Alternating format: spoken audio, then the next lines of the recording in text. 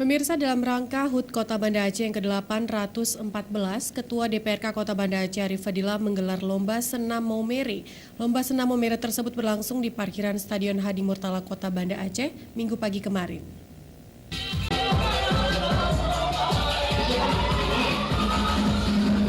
Lomba senam Maumere dan senam lansia diikuti oleh 40 tim berlangsung dengan meriah, dan senam tersebut dibagi dua kategori untuk ibu-ibu dan lansia.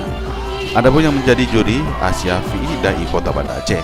Dalam kesempatan tersebut, Ketua DPRK Kota Banda Aceh Arif Fadilah menyampaikan senam Maumere yang dilaksanakan dalam rangka memeriahkan HUT Kota Banda Aceh ke-814, sekaligus rasa kepedulian Ketua DPRK Banda Aceh untuk giat berolahraga demi kesehatan warga Kota Banda Aceh.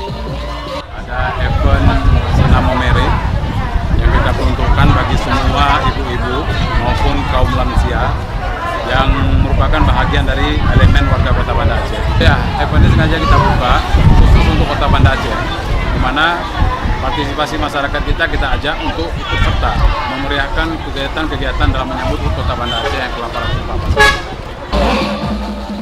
Adapun kriteria penilaian Dewan Juri bagi peserta senam Maumere ataupun senam lansia mulai dari kekompakan gerakan, pemakaian kostum, serta kreasi semangat masing-masing peserta saat tampil.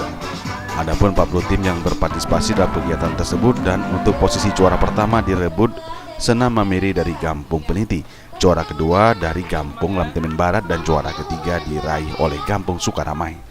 Adapun untuk senam lansia, juara pertama diraih oleh Kampung Peniti, juara kedua oleh Kampung Mulia, dan juara ketiga di Lambuk oleh Karing meraih juara ketiga.